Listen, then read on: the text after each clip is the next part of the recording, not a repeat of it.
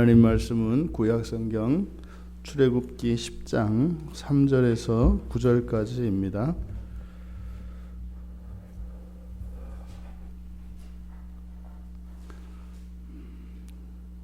우리 같이 한 목소리로 출애굽기 10장 3절에서 9절까지 같이 읽겠습니다. 모세와 아론이 바로에게 들어가서 그에게 이르되 히브리 사람의 하나님 여호와께서 말씀하시기를 내가 어느 때까지 내 앞에 겸비하지 아니하겠느냐. 내 백성을 보내라.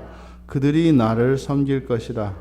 내가 만일 내 백성 보내기를 거절하면 내일 내가 메뚜기를 네 경내에 들어가게 하리니 메뚜기가 지면을 덮어서 사람이 이 땅을 볼 수 없을 것이라.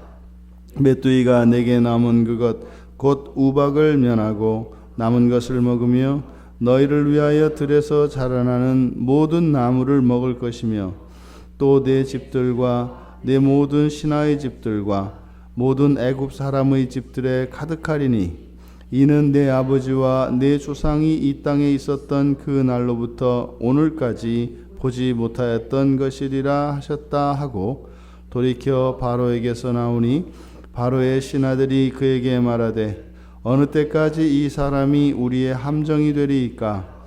그 사람을 보내어 그들의 하나님 여호와를 섬기게 하소서. 왕은 아직도 애굽이 망한 줄을 알지 못하시나이까 하고 모세와 아론을 바로에게로 다시 데려오니 바로가 그들에게 이르되 가서 너희의 하나님 여호와를 섬기라. 갈 자는 누구누구냐.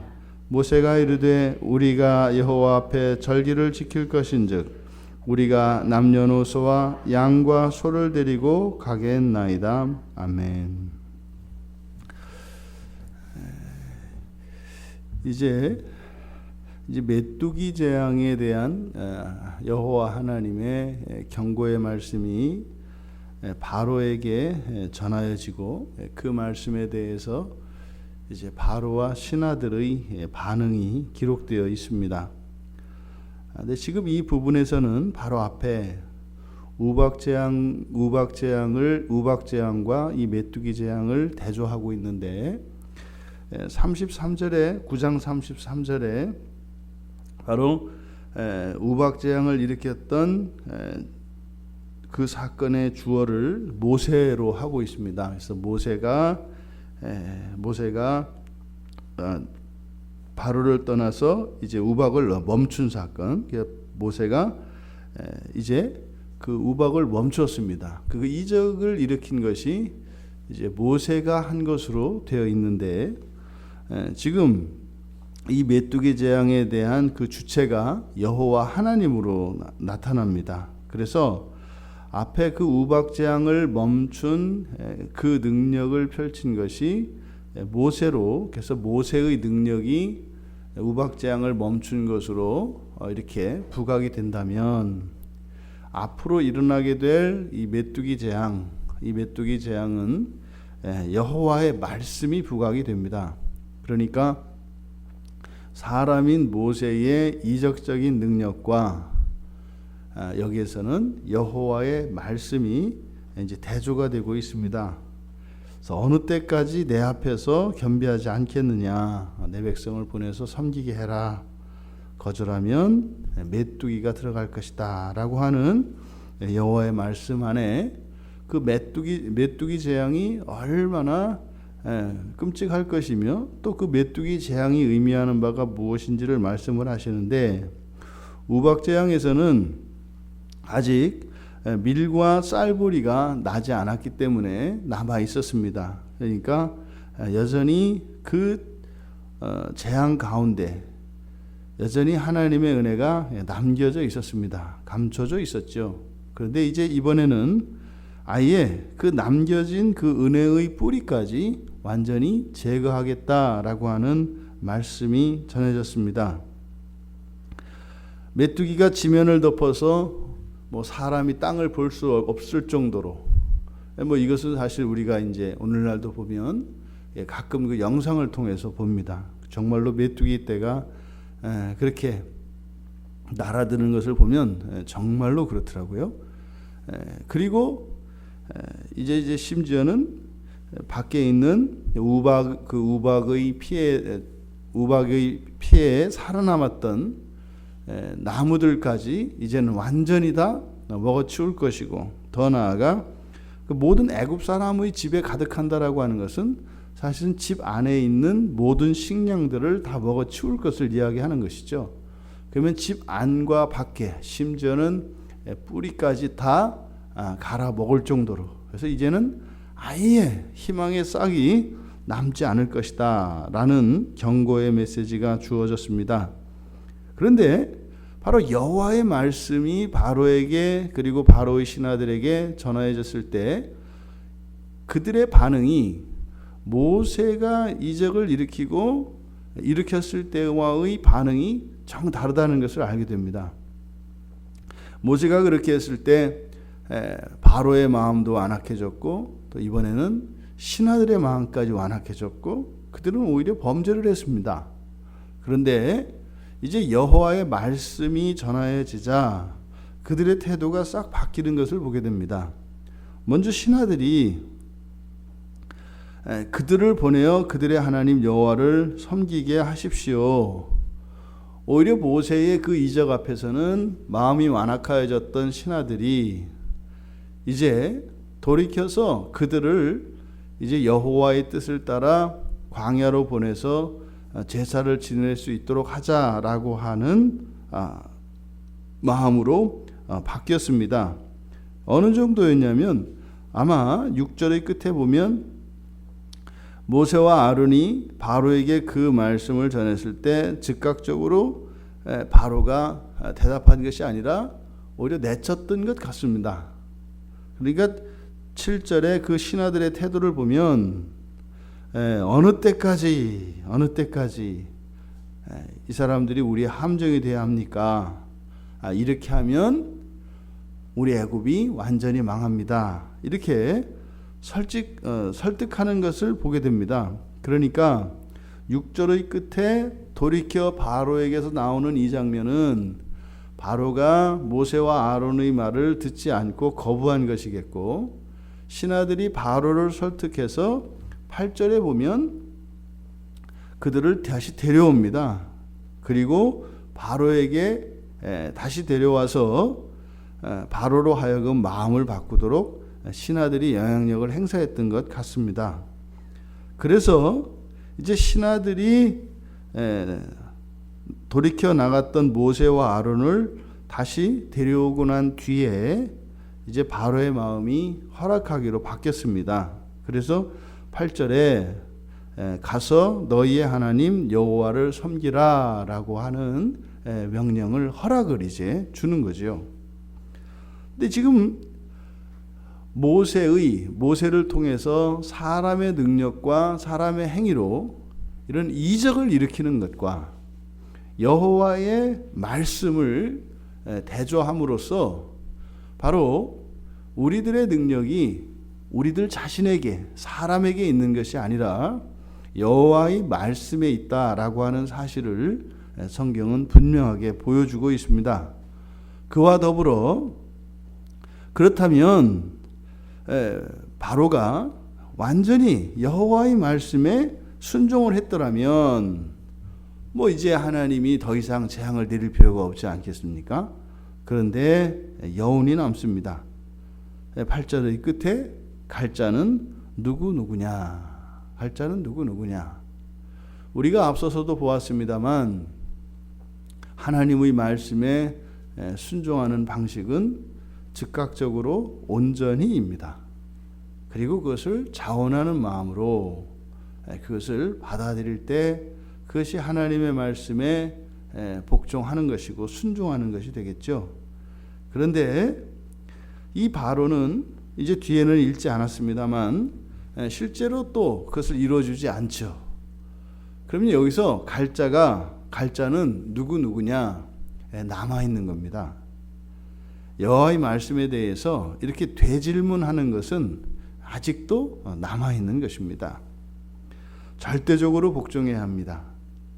절반의 복종은 남아있는 은혜의 싹을 잘라 버리게 됩니다. 우리가 이 세상을 살아가며 어떻게 살아야 하는 것인가를 오늘 성경은 분명하게 보여주고 있습니다. 우리의 힘으로 사는 것 아닙니다. 하나님의 말씀으로 삽니다. 이거는 진리입니다. 진실입니다. 그저 이것은 그냥 선언이거나 어떤 교리적인 그런 선언이 아니라 이것은 실제입니다. 하나님의 말씀으로 이 우주 삼라만성이 어김없이 그 질서를 깨지 않고 돌아가는 것이고, 우리의 인생 또한 하나님의 말씀이 성취되어지고 있는 것입니다. 우리가 여호와의 말씀에, 성경에 기록된 그 하나님의 말씀에 우리가 복종하는 것은 하나님께서 이 세상을 창조하셨던 그 선하신 뜻과 질서에 따라 질서 속으로 우리가 들어가는 것을 의미합니다. 조건이 아니죠. 우리가 이것을 행하면 그것에 대해서 하나님이 어떻게 하는 것이 아닙니다. 이미 창조 세계 안에는 하나님이 심어두신 창조의 질서가 있습니다. 성경이 우리들에게 말씀하시는 바는 그 질서 속으로 들어올 것을 이야기하는 것이지, 우리의 어떤 행위에 대해서 보상을 약속하는 것은 아닙니다. 물론 성경 안에서는 분명히 약속이 있죠. 근데 그 약속은 없는 것을 우리의 행위에 대한 보상으로 주시겠다는 것이 아니죠.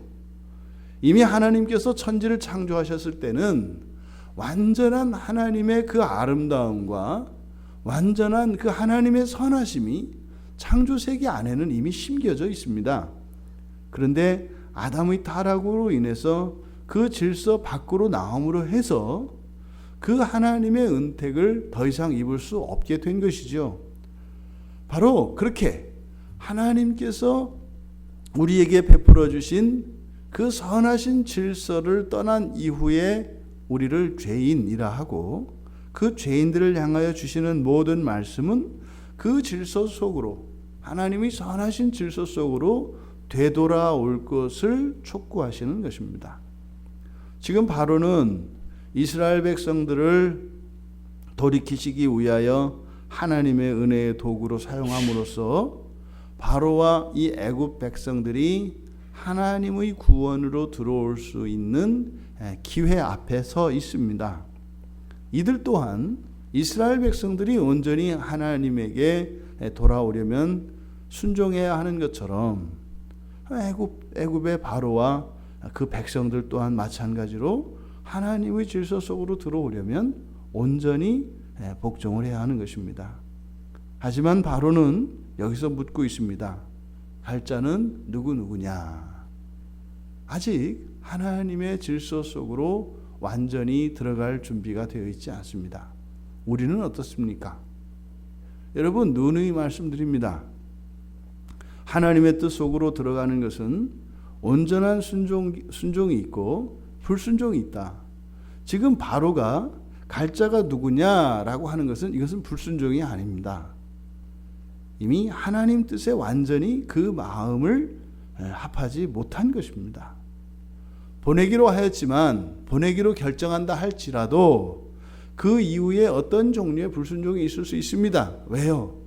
그것이 우리 안에 잔존하는 죄로 인한 것이죠. 우리의 마음이 온전히 하나님께 복종하지 못한다면 그것은 결코 남겨진 그 하나님의 은혜마저도 우리가 오히려 잃어버리게 되는 그런 불행한 결과를 맞이하게 될 것입니다. 우리는 날마다 하나님의 뜻에 복종하기로, 하나님의 가르침을 받아들이기로 우리의 마음에 결단이 있어야 할 것입니다. 그리고 그것을 따라 살고자 하지만 그렇게 살 수 없는 우리들의 한계에 대하여 우리의 이 비참을 하나님의 긍휼하심과 자비하심에 의지하여 기도함으로 우리가 행할 수 없었던 그 순종을 이루게 하시는 그 일들을 통하여 우리는 완전한 하나님의 은혜에 들어가게 됩니다. 우리들 모두에게는 아무리 어려운 상황 속에서도 여전히 은혜는 잔존합니다. 우리 안에 죄가 남아있는 것처럼 우리의 삶 속에서는 여전히 하나님의 은혜가 함께합니다. 우리에게 남겨진 그 은혜의 어느 하나도 더 이상 버려지는 일이 없기를 바랍니다. 오히려 하나님 말씀에 순종함으로 우리에게 남겨진 은혜뿐만 아니라 하나님께서 우리를 향하여 예비하셨던 그 모든 은혜와 복을 날마다 그렇게 누리시는 우리 모두가 되기를 주님의 이름으로 축원합니다. 하나님, 저희들의 행위로는 온전히 하나님께 순종하지 못할지라도 저희들의 마음만은 하나님의 말씀에 활짝 열려지기를 원합니다. 하나님께서 말씀하실 때 조금도 주저함이 없게 하여 주시고 오히려 우리들의 그 마음을 따라 온전히 순종할 수 없는 환경과 또한 우리의 육체의 연약함으로 인하여 하나님 앞에 날마다 기도하는 삶으로 살아가게 하여 주시옵소서.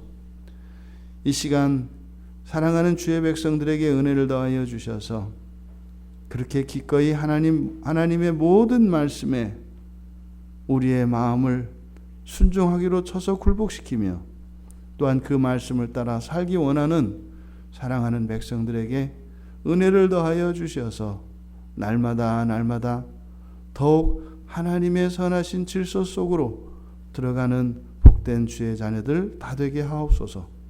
감사하며 예수님의 이름으로 기도하옵나이다. 아멘.